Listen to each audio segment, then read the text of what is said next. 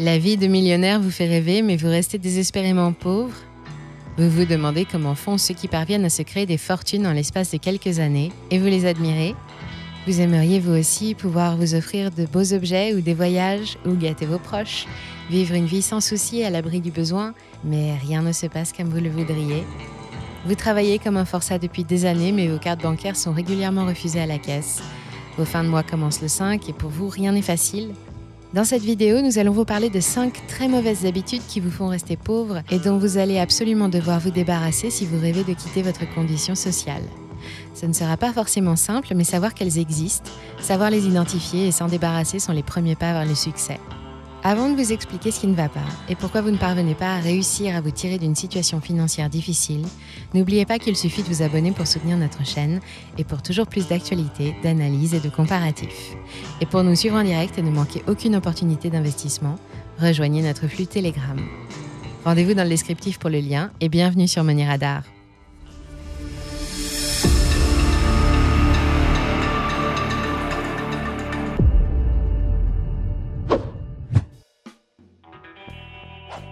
Perdre son job est une mauvaise chose. Ce fait est généralement admis par la plupart d'entre nous car il est synonyme de diminution de revenus et de difficultés à venir. Pourtant, c'est parce qu'ils avaient perdu leur job que bon nombre de millionnaires ont pu devenir riches, à l'image du milliardaire et économiste américain Benjamin Graham. Et oui, mis à part le cas exceptionnel des patrons du CAC 40, rester salarié ne permet pas de devenir riche, bien au contraire. Il suffit d'observer autour de soi, les retraités par exemple, nos parents ou nos grands-parents. Combien sont-ils à avoir travaillé toute leur vie comme salariés et à vivre aujourd'hui avec des revenus souvent modestes? En revanche, combien sont les anciens capitaines d'industrie, les ex-entrepreneurs et dirigeants qui vivent une retraite confortable dans un lieu soigneusement choisi? Quand vous êtes salarié, vous travaillez pour un patron qui décide combien il vous paye en échange des heures que vous lui fournissez. Il est évident que votre travail lui rapporte bien plus d'argent qu'il ne vous en rapporte à vous. Prenons l'exemple simple d'un agent immobilier salarié qui réalise la vente d'un bien de 200 000 € avec une commission de 10 000 €, soit 5% du prix de vente. L'agent immobilier perçoit son salaire fixe, souvent le SMIC, ainsi qu'un pourcentage de la commission, généralement 10 ou 15%, et le reste revient au patron. Si l'on fait le calcul rapidement, même en tenant compte du coût du travail pour le patron, c'est-à-dire des charges sociales et d'une fraction des dépenses courantes de l'agence immobilière, nous sommes toujours loin du compte. Et même si notre agent immobilier excelle dans son job, qu'il dépasse toutes les attentes en termes d'objectifs et qu'il négocie régulièrement sa rémunération et gagne bien sa vie, il ne percevra jamais plus que ce que son employeur voudra bien lui donner, et ce jusqu'à la fin de son contrat. Pendant que le salarié reste pauvre et contraint et qu'il perçoit seulement une fraction de ce que son travail devrait lui rapporter, le riche, par son travail et son audace, lui, récolte l'intégralité des fruits de ses performances.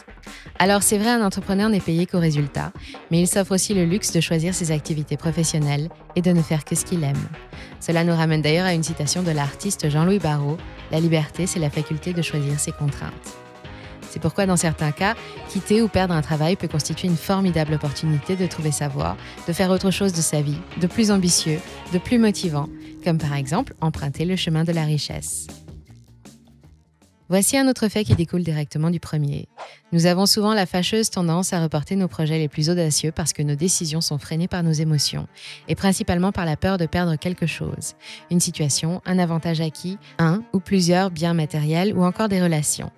Or, ce type de comportement ne peut pas vous permettre de quitter votre condition de pauvre. Pour cela, nous l'avons vu, il est absolument indispensable à un moment ou à un autre, et même parfois régulièrement, de prendre des décisions lourdes de conséquences, de se lancer dans l'inconnu, ou autrement dit, de parier. Bien évidemment, ce n'est pas en pariant sur le résultat d'un match de foot ou d'une course de chevaux que vous quitterez votre condition de pauvre. Il s'agit de parier sur quelque chose de tangible, de réel et de concret.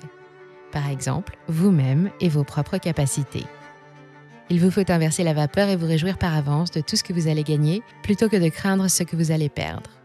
Les patrons l'ont bien compris, et les primes et les bonus font partie des outils numéro 1 pour motiver les troupes.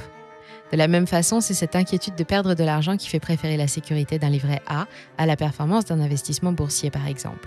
Or, votre argent, même si vous n'en avez pas beaucoup, doit travailler pour vous et non l'inverse. En 2 mots, il doit vous rapporter. Il faut donc l'investir. Oubliez l'argent mis sur le livret A au cas où, ce sont les gens pauvres et craintifs qui raisonnent de cette façon. Bien sûr, et c'est d'autant plus valable quand on ne roule pas sur l'or, rien n'empêche d'être prévoyant et d'anticiper les difficultés. Mais rappelez-vous, il n'y aurait pas de difficultés si vous n'étiez pas pauvre.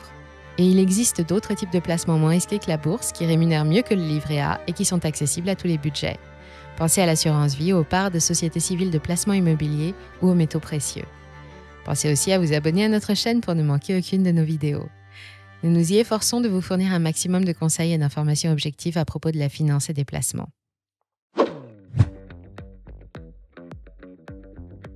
Évidemment, dit comme ça, cela peut paraître idiot.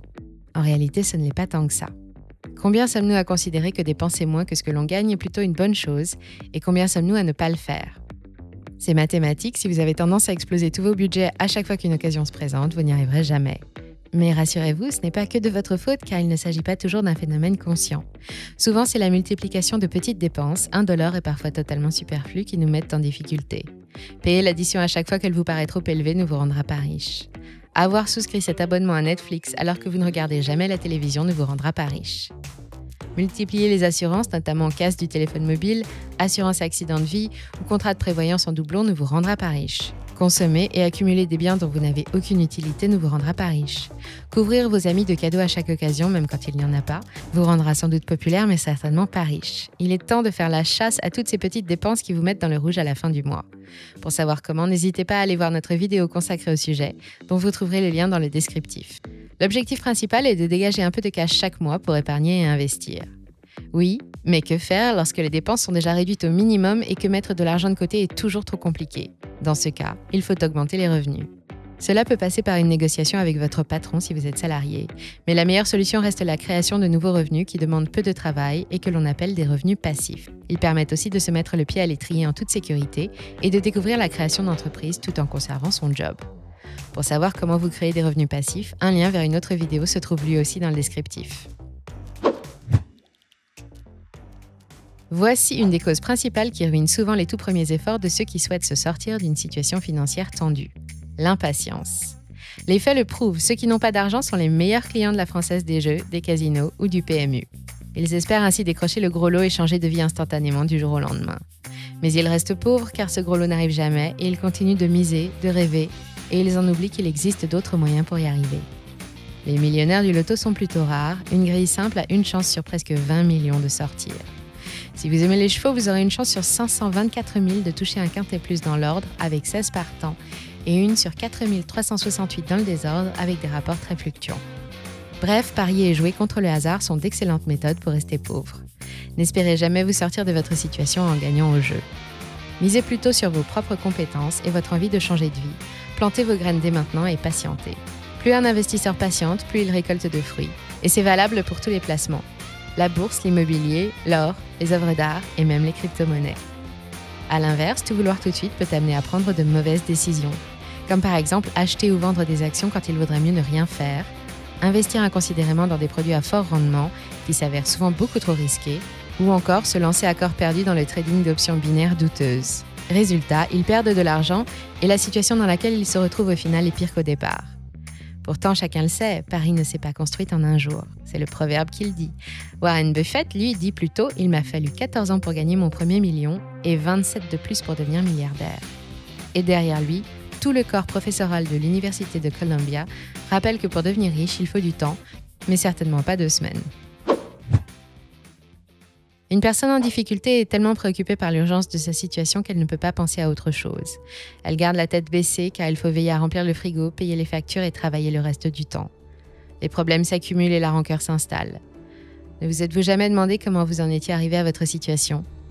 Souvent les réponses sont « c'est de la faute de mon ancien chef, à cause de lui j'ai perdu mon job » ou encore « c'est à cause de mon chef actuel, il ne me paye pas assez ». Ou bien, c'est parce que je n'ai pas pu faire de bonnes études parce que mes parents ne me surveillaient pas. C'est la faute de mon mari ou de ma femme qui est devenu mon ex-mari ou mon ex-femme et qui m'a tout pris. Ou parce que je ne vis pas au bon endroit, parce que je ne gagne pas assez d'argent, parce que les temps sont durs, c'est la faute de la société qui est mal faite.